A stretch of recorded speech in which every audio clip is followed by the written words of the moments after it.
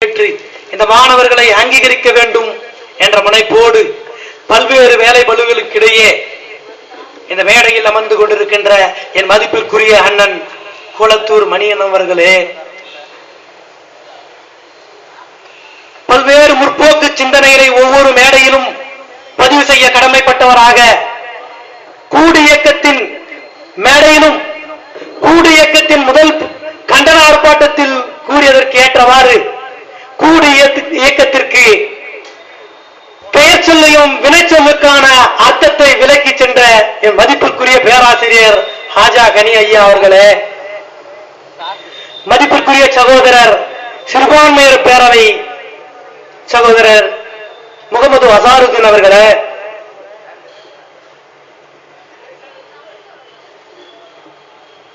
மீடியாவை நேரடி நேர்காணல் பேட்டி கேட்க சென்றுள்ள என் மதிப்பிற்குரிய அண்ணன் பண்ருட்டி வேல்முருகன் அவர்களே, கூடு இயக்கத்தின் முதன்மை நிர்வாகிகளே,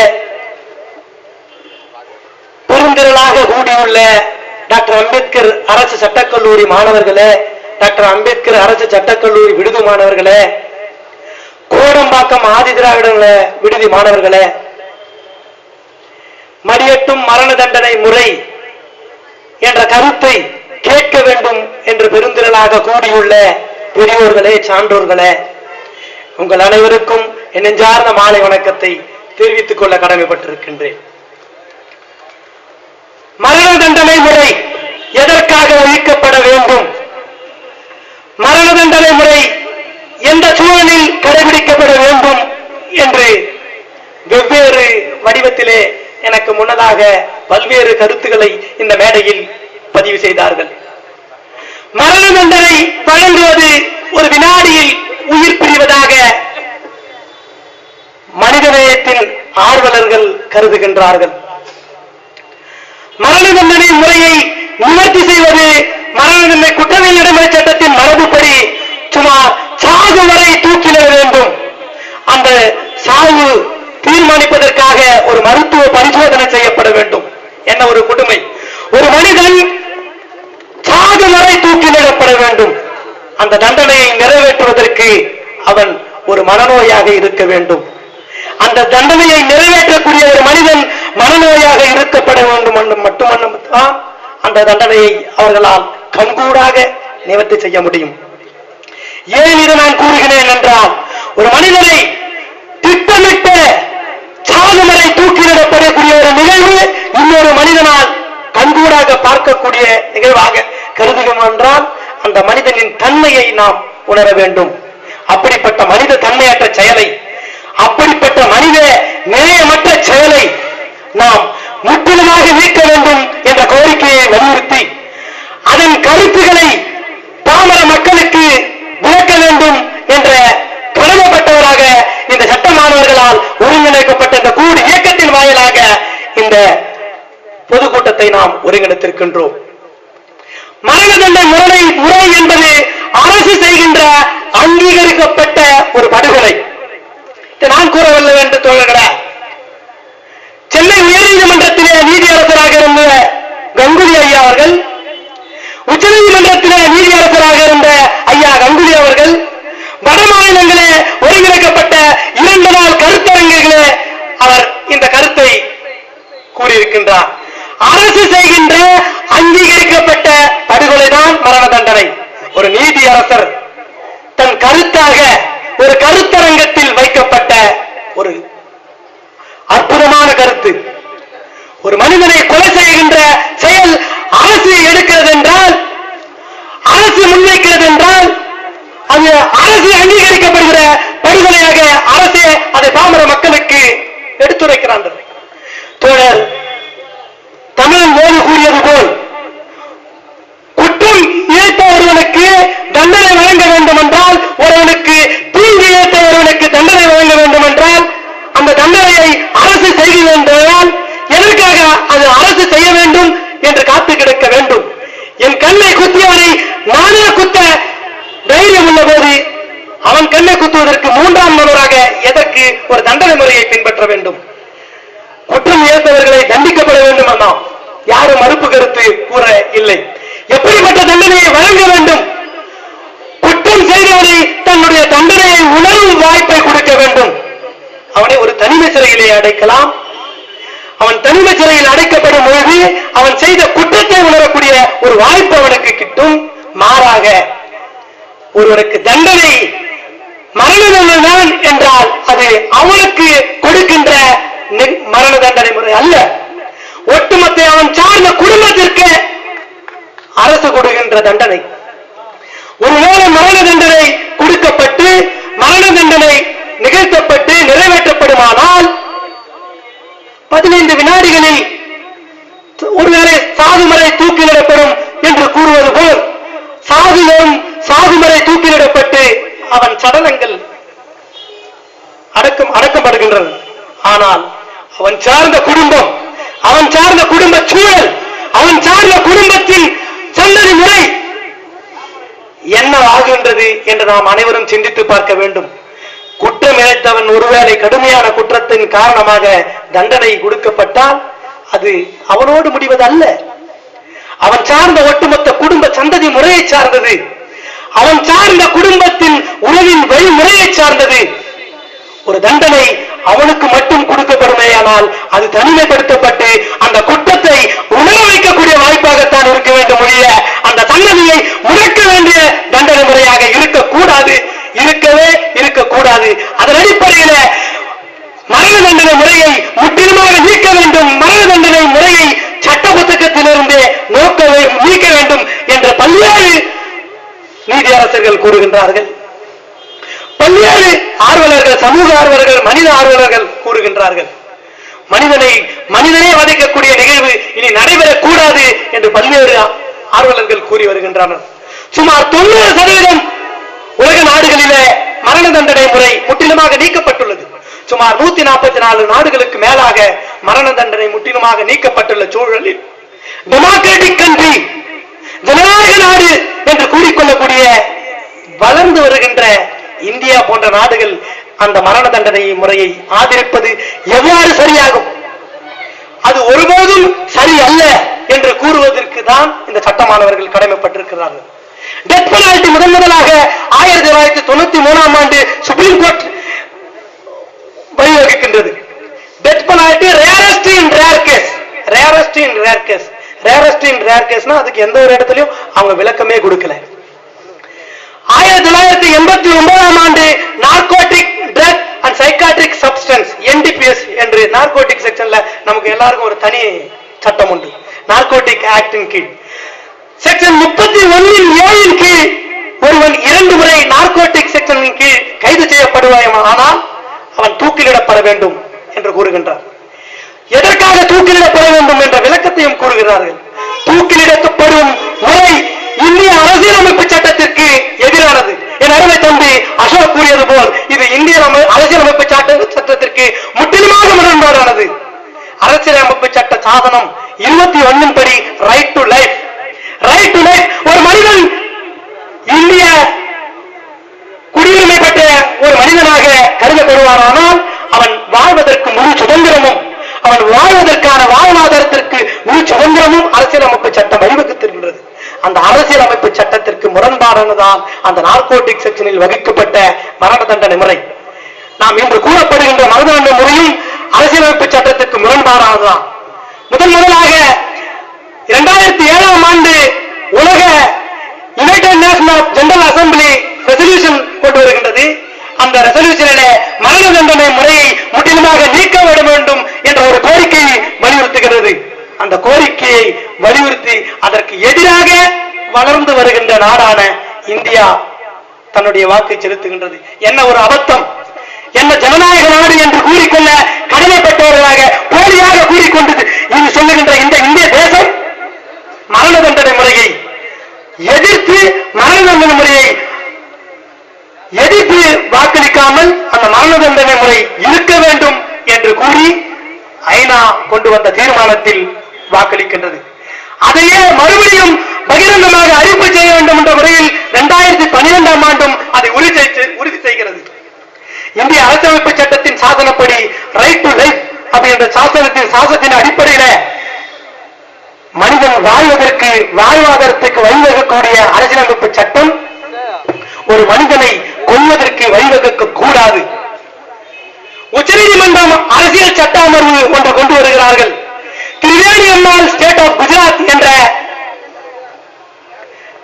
கேஸின் அடிப்படையில் ஒரு உச்சநீதிமன்றம் ஒரு அரசியலமைப்பு சட்ட அமர்வை கொண்டு வருகின்றது. அரசியலமைப்பு சட்டத்தின் ஆர்டிகல் 32வது பிரிவின்படி தூக்கு தண்டனையை நிறைவேற்றுவதற்கு காரணமில்லாமல் காலதாமதம் ஏற்படுமே. ஆனால் அந்த காலதாமதம் சுமார் 9 ஆண்டுகளாக திரிவேணி அம்மாள் ஸ்டேட் ஆஃப் குஜராத்திலே 9 ஆண்டுகள் காலதாமதம் ஏற்படுகிறது. ஆக பாதிப்புக்குள்ளாக்கப்பட்டவன், தண்டனைக்குள்ளாக்கப்பட்டவன் அந்த வழக்கை, அந்த காலதாமத்தை எதிர்த்து அவன் மேல்முறையீடு செய்யலாம் என்று அரசியலமைப்பு சட்டத்தில் ஆர்டிகல் 32 அண்ணல் அம்பேத்கர் வகுத்துள்ளார். அதன் அடிப்படையில் ஒருவர் மரண தண்டனையை எதிர்த்து காலதாமதமாக நிறைவேற்றப்படக்கூடிய மரண தண்டனையை எதிர்த்து போரிடலாம், முறையிடலாம் என்று கூறுகின்றது. அதன் அடிப்படையில் அந்த குற்றத்தை அந்த கேசின் அடிப்படையில் உச்சநீதிமன்றத்திற்கு இந்த வழக்கு எடுத்துச் செல்லப்படுகின்றது. உச்சநீதிமன்றம் அந்த மரண தண்டனையை ஒதுக்கிவிட்டு மாறாக லைஃப் இம்ப்ரெஸ்மென்ட் கொடுத்து தீர்ப்பளிக்கின்றது. இது ஒரு முற்போக்கான கேஸ்லா. சட்ட மாணவர்கள் இதை மிகவும் தெளிவாக உணர்வார்கள். அதுபோல் காலதாமதமாக இந்திய அரசு பல்வேறுபட்ட மரண தண்டனை முறையை நிவர்த்தி செய்துவிட வேண்டும், பூர்த்தி செய்துவிட வேண்டும், நிறைவேற்றிவிட வேண்டும் என்ற முனைப்போடு செயல்பட்டுக் கொண்டிருக்கின்றது. 7 தமிழர்கள் ராஜீவ்காந்தி கொலை வழக்கிலே கைது செய்யப்பட்ட சாந்தன் முருகன் பேரறிவாளன் அவர்கள் எதற்காக கைது செய்யப்பட்டார்கள்? அந்த கொலை வழக்குக்கு அவர்கள் எவ்வாறு தொடர்பு செய்யப்பட்டார்கள்? அவர்களுக்குண்டான தொடர்பு எப்படி என்று விளக்குவதற்கு யாரும் இங்கு முன்வரவில்லை. ராஜீவ்காந்தி கொலை வழக்கிலே ராஜீவ்காந்தியின் கொலைக்கு காரணம் ராஜீவ்காந்தியே காரணம் என்று பல்வேறுபட்ட மேடைகளிலே கூடு இயக்கத்தின் தோழர்களும் பல்வேறுபட்ட சூழலில் நாங்கள் பதிவு செய்து கொண்டிருக்கின்றோம். எப்படி அனைவரும் வியப்போடு பார்வையிடக்கூடும்? ராஜீவ்காந்தி கொலை வழக்கு ராஜீவ்காந்தி தான் காரணம் என்று நீங்கள் அனைவரும் எதற்கு வியப்போடு சிந்திக்கக்கூடும். இந்திரா காந்தி படுகொலைக்கு பிறகு இந்தியாவின் முதன்மை பிரதமராக விளங்கக்கூடிய இந்தியாவின் முக்கிய அரசியல் பிரமுகராக விளங்கக்கூடியவர்கள் அனைவரும் தற்காப்புக்காக ஒரு கையெழுத்தை வைத்துக் கொள்ளலாம் என்று இந்திரா காந்தி படுகொலைக்கு பின் ஒரு கமிஷனில் தீர்ப்பு கூறப்பட்டுள்ளது. அதன் அடிப்படையில் ராஜீவ்காந்தி தன்னுடைய இடப்புறம் தொடைய கையெறி கொண்டு வைத்திருக்கலாம் என்று ஒரு கூட்டு உண்டு. இப்படிப்பட்ட பல்வேறு கூற்றுகள், பல்வேறுபட்ட கமிஷன் முன்னிலைப்படுத்தப்படுகின்ற இல்லை முடிவு வராத சூழலில் அந்த தண்டனை முறையை முருகன் சாந்தன் பேரறிவாளனுக்கு தண்டனையை முயற்சி செய்ய வேண்டும், நிறைவேற்ற வேண்டும் என்ற முனைப்போடு இந்திய அரசு செயல்பட்டுக் கொண்டிருக்கின்றது. அதை தடுத்துவிட வேண்டும் என்று பல்வேறுபட்ட தமிழ் ஆர்வலர்கள், பல்வேறுபட்ட மனித ஆர்வலர்கள் அந்த வழக்கை முற்றிலுமாக தள்ளி வைக்கப்பட்டுள்ளது. இன்று வீரப்பன் படுகொலை என்று கூறிக்கொள்கிறார்கள். வீரப்பன் சுட்டு படுகொலை என்று கூறிக்கொள்கின்ற காவல்துறை நிஜத்தை என்ன நடந்தது என்ற நிஜத்தினை வெளிப்படுத்த அவர்கள் தயாராக இருக்கிறார்களா என்று நாம் கேள்வி கேட்க வேண்டும். உண்மையிலே கூற வேண்டும் என்றால் வீரப்பன், அண்ணன் வீரப்பன் எவ்வாறு படுகொலை செய்யப்பட்டார்? அது ஒரு திட்டமிட்ட கொலை. அண்ணன் வீரப்பனோடு பல ஆண்டுகளாக ஒரு காவல்துறையோ இல்லை ஒரு திட்டமிட்டப்பட்ட ஒரு அதிகாரியை அவர்களோடு கூட்டத்தில் ஒருவராக அனுப்புகிறார்கள். அதன் அடிப்படையில் மோர்ல விஷம் கலந்து அண்ணன் வீரப்பன் படுகொலை செய்யப்பட்டதாகத்தான் உண்மை சம்பவம் கூறுகின்றது. மாறாக காவல்துறை அதிகாரிகள் வீரப்பன் தங்களை சுட முயன்றான், எதிர் தாக்குதலில் நாங்கள் வீரப்பனை சுட்டு படுகொலை செய்தோம் என்று பிரகடனப்படுத்திக் கொண்டிருக்கிறார்கள். இப்படி அவர்கள் கூறுவதற்கு வெவ்வேறு காரணங்களை நாம் கூறலாம்.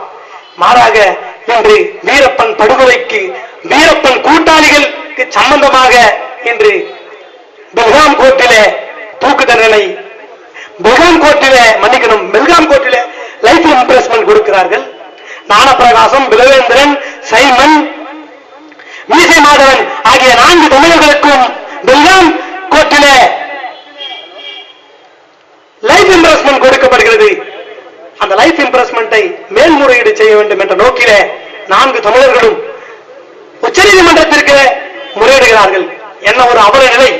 உச்சநீதிமன்றம் லைஃப் இம்ப்ரெஸ்மெண்டை தவிர்த்து மரண தண்டனை வழங்குகின்றது. அந்த மரண தண்டனை என்ன ஒரு அபத்தம்! பெல்காம் உயர்நீதிமன்றத்தில் லைஃப் இம்ப்ரெஸ்மெண்ட் கொடுக்கப்படுகின்றது. மேல்முறையீட்டின் வாயிலாக உச்சநீதிமன்றம் அதனை மரண தண்டனையாக மாற்றுகின்றது. எந்த விதத்தில் அந்த 4 தமிழர்களும் வீரப்பன் கூட்டாளிகள் என்ற பல்வேறுபட்ட கேள்விகளுக்கு பதில் இன்றும் இல்லை. தம்பி அசோக் கூறியது போல் கோயிலில் மணி அடித்துக் கொண்டிருந்தவராகத்தான் ஞானப்பிரகாசம் ஐயா இருந்திருக்கிறார். அந்தோனியார் என்பவர் சாட்சி கூற இன்று கடமை பெற்றிருக்கின்றார். அந்த தேவாலயத்தின் பாதிரியார் ஞானப்பிரகாசம் அவர்கள் பாதிரியார் 20 ஆண்டுகளுக்கு முன்னாலே பாதிரியாரோடு அவர் தோட்ட வேலை பணிபுரிந்திருக்கின்றார். எங்கோ வீரப்பனை சந்தித்ததின் காரணமாக வழியில் சென்று வீரப்பனின் கலைப்பாடுதல் சூழலில் இணை கொடுத்தவர்களுக்கும் மோர் கொடுத்தவர்களுக்கும் எந்தவித சம்பந்தமும் இல்லாதவர்களுக்கும் இந்த தூக்கு தண்டனை நிறைவேற்ற இந்திய அரசு கடமைப்பட்டிருக்கின்றது. அதை நிவர்த்தி செய்துவிட வேண்டும், அதை நிறைவேற்றிவிட வேண்டும் என்ற முனைப்போடு செயல்பட்டுக் கொண்டிருக்கிறது. அதை எதிர்த்து தமிழ் தேசிய பற்றாளர்கள் வழக்கு தொடர்ந்தார்கள். அந்த வழக்கின் தீர்ப்பாக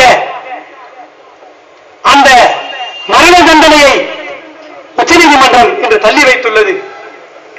எதற்காக கூற வேண்டும் என்றால், ஒரு தீர்ப்பின் நிலையில் இருக்கும் போது ஒரு குற்றவாளியின் கூட்டுகள் கேட்கப்படாத சூழலிலே மரண தண்டனையை நிறைவேற்றுவது முற்றிலும் தவறு என்ற கோரிக்கையின் அடிப்படையில் அந்த மரண தண்டனையை முற்றிலுமாக நீக்க வேண்டும் என்ற கோரிக்கையை வலியுறுத்திதான் இந்த மாபெரும் பொதுக்கூட்டத்தை சட்டமானவர்கள் இன்று முன்னிறுத்துகின்றார்கள்.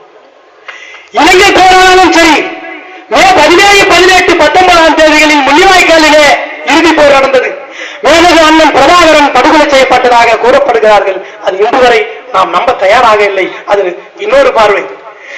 மேலகு பிரபாகரன் அண்ணனின் பிள்ளை பாலச்சந்திரன் 12 வயது பாலகன் பிஸ்கட் துண்டுகள் வழங்கி எங்காவது தெரிந்தவர்கள் இருந்து விடுவார்களோ என்ற ஏக்கத்தோடு பார்வையிடுகின்ற அந்த பார்வையின் கோரப்பிடியில் இருந்த அருமை பாலகன் பாலச்சந்திரனை சுட்டுக் கொல்ல கடமைப்பட்டவர்களாக, சுட்டுக் கொல்ல கொலவெறி கொண்ட கும்பலாக ராஜபக்சேவின் கொடுங்கோல் ராஜபக்சேவின் போர்ப்படை இருந்து கொண்டிருக்கின்றது. அப்படிப்பட்ட போர்ப்படையை தான் நாம் தூக்கிலிட வேண்டும் என்ற கோரிக்கையை ஐயா ஆஜாகனி அவர்கள் முன்வைத்தார்.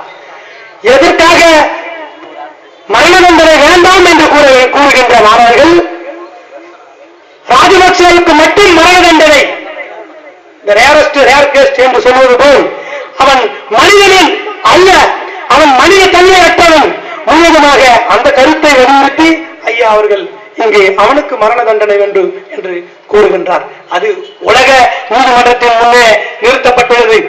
உலக நீதிமன்றம் என்ன தீர்ப்பு வழங்குகின்றதோ அதற்கு நாம் அனைவரும் கட்டுப்பட்டுள்ளோம்.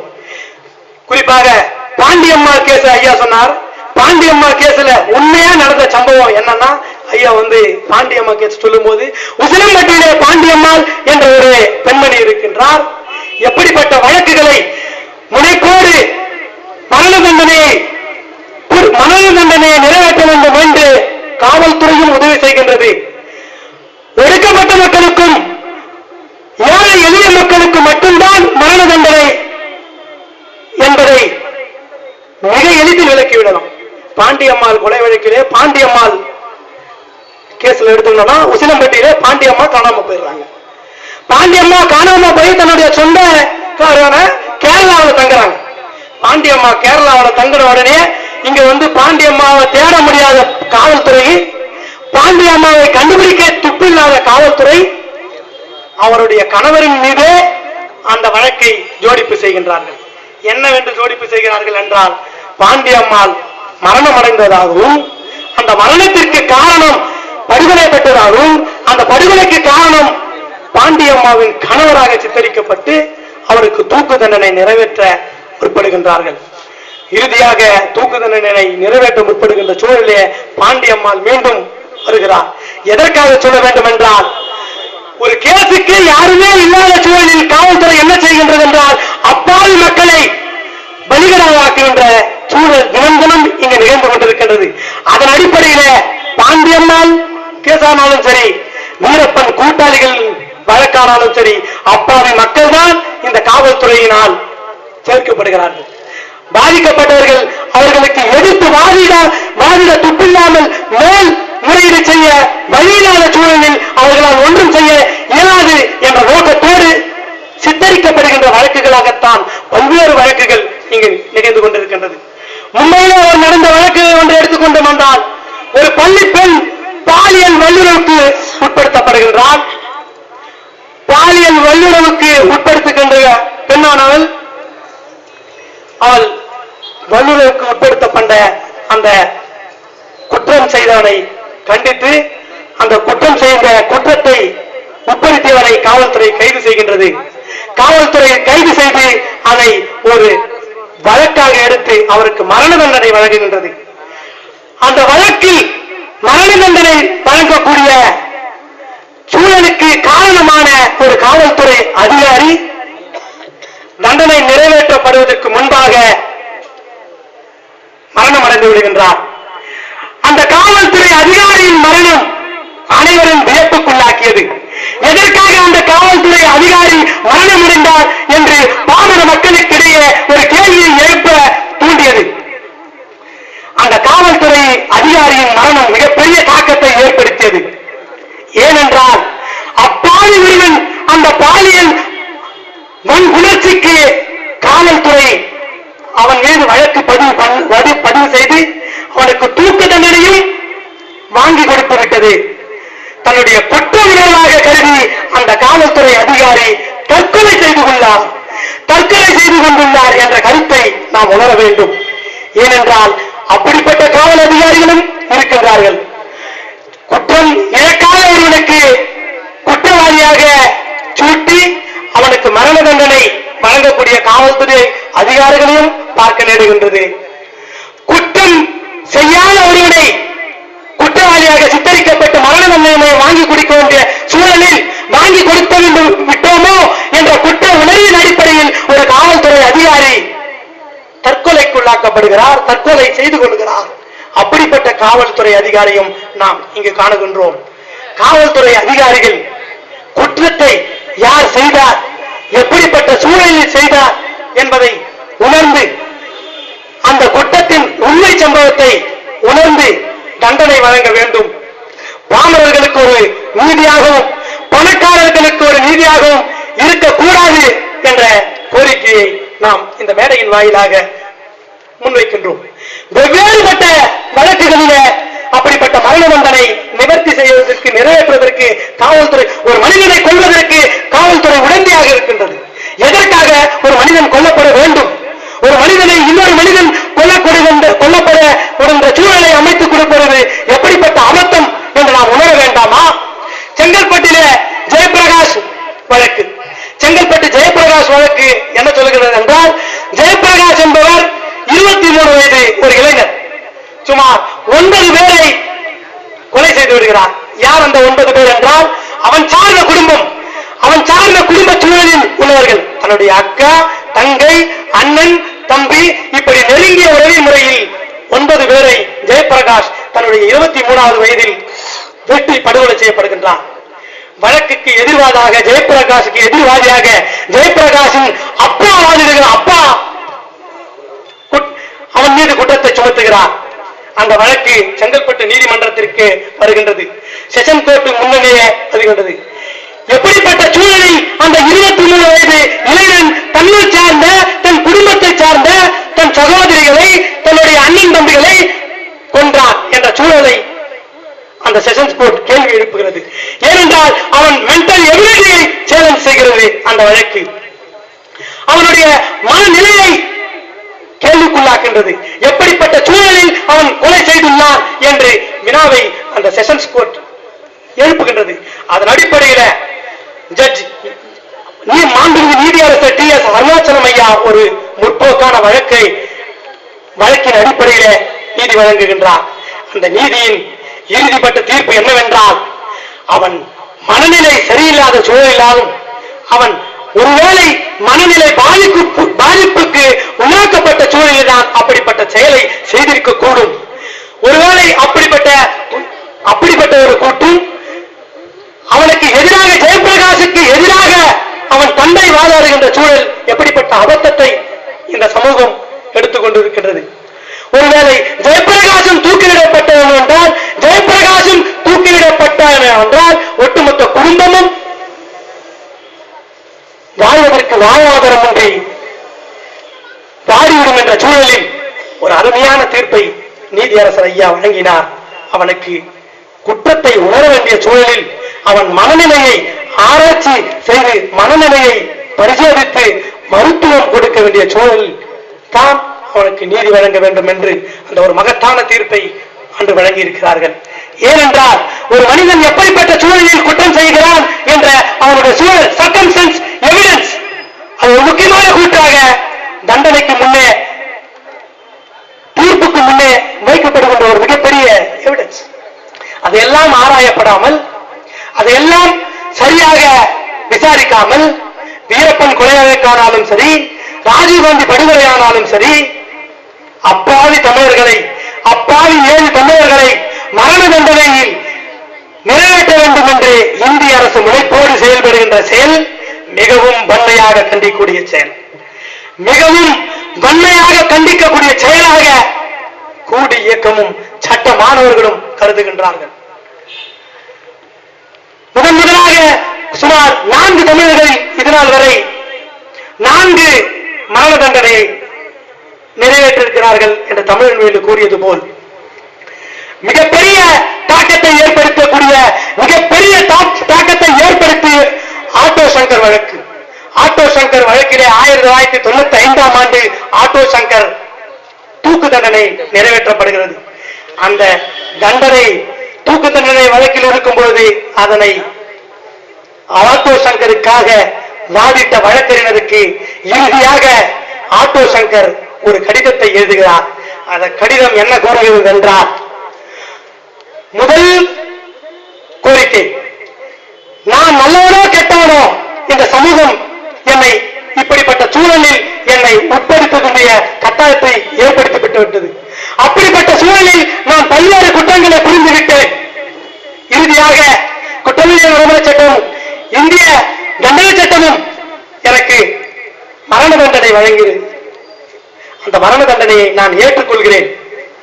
ஆனால் அந்த மரண தண்டனையை ஏற்றுக்கொள்ளக்கூடிய சூழலில் நான் ஒரு கோரிக்கையை என் இறுதியாக வலியுறுத்துகிறேன் என்று ஆட்டோ சங்கர் தனக்காக வாதிட்ட வழக்கறிஞருக்கு ஒரு கடிதம் எழுதுகின்றார். அந்த கடிதத்திலே முதலாவதாக, என் மனைவி சுமதிக்கு நான் நல்லவனாகவே கடமைப்பட்டவனாக அவளுக்கு எந்த ஒரு செய்தியும் சென்றடையாமல் பாதுகாக்கப்பட வேண்டும். நான் நல்லவனாகத்தான் அவளுக்காக தன் வாழ்நாள் முழுவதும் வாழ்ந்திருக்கின்றேன்.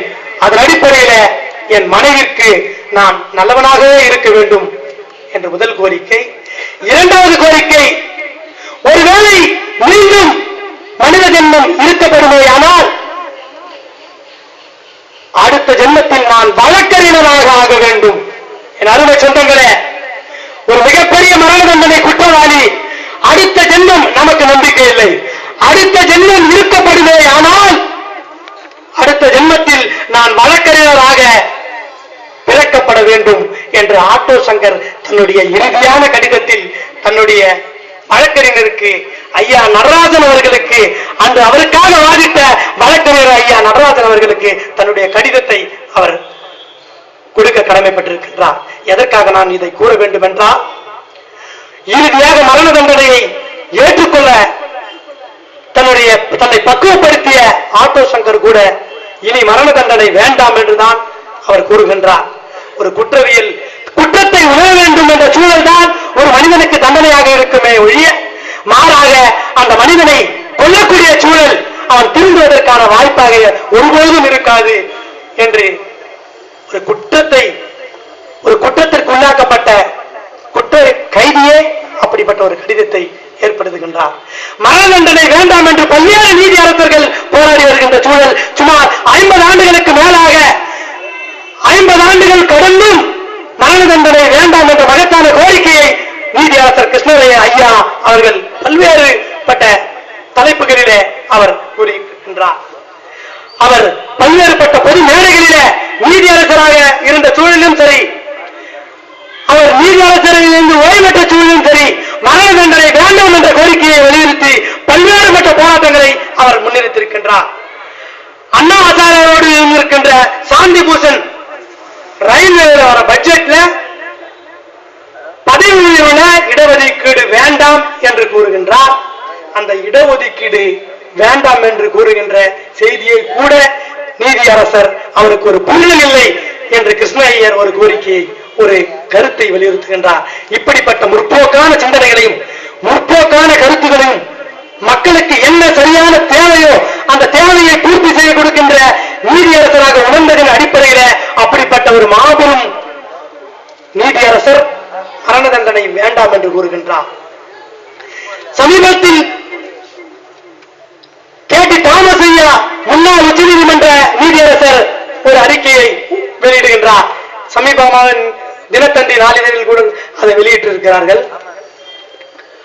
அவர் நீதியரசராக இருந்த காலகட்டத்தில் மரண தண்டனை வேண்டாம் என்றுதான் அவர் பல்வேறுபட்ட சூழலில் அவர் கூறியிருக்கின்றார். ஆனால் சட்ட புத்தகத்தில் இருப்பதின் அடிப்படையில் பல்வேறுபட்ட தருணங்களில் மனித நேயமுள்ள மனித நேயமிக்க நீதியரசர்களும் மரண தண்டனையை வழங்கக்கூடிய கட்டாயத்துக்கு உள்ளாக்கப்படுகிறார்கள். ஆதலால் சட்ட புத்தகத்தில் இருந்து முழுமையான மரண தண்டனை நீக்கப்பட வேண்டும் என்ற கோரிக்கையை அவர் முன்வைக்கிறார். அதை வெவ்வேறுபட்ட சூழலில் அவர் விளக்க கடமைப்பட்டிருக்கின்றார்.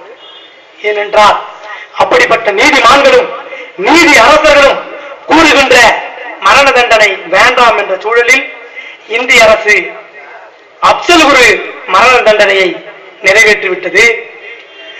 மீண்டும் இந்திய அரசு சாதி சார்பற்ற அரசு, மதச்சார்பற்ற அரசு என்று தன்னை காட்டிக்கொள்ள வேண்டும் என்ற சூழலில் அப்பாவி தமிழர்களை மரண தண்டனை நிறைவேற்றிவிட வேண்டும் என்ற சூழலில் இன்று உணர்வோடு செயல்பட்டுக் கொண்டிருக்கிறார்கள்.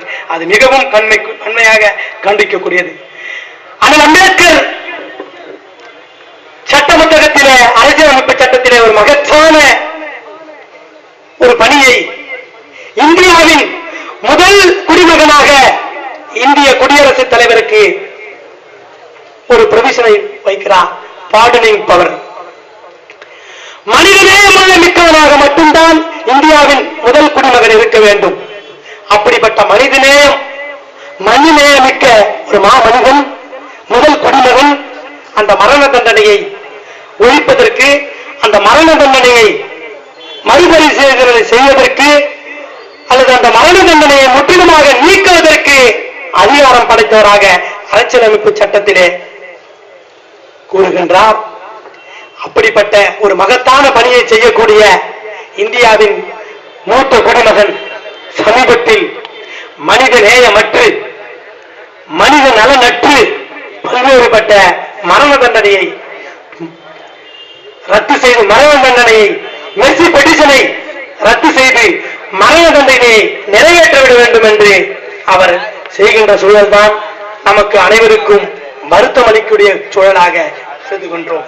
இந்தியாவின் முதல் குடிமகன் சாந்தன், முருகன், பேரறிவாளன் உட்பட, மீசை மாதவன், சைமன், ஞானபிரகாசம், விருவேந்திரன் உட்பட அத்தனை அப்பாவி தமிழர்களுக்கும் மரண தண்டனையை மீண்டும் மறுபரிசீலனை செய்ய வேண்டும், ரத்து செய்ய வேண்டும் என்ற கோரிக்கையை வலியுறுத்தி மடியட்டும் மரண தண்டனை, மலரட்டும் மனித நேயம் என்று கூறி இந்த பொது மேடைக்கு வருகை தந்த அத்துணை நல் உள்ளங்களுக்கும் நன்றி பாராட்டி விடைபெறுகிறேன். நன்றி, வணக்கம்.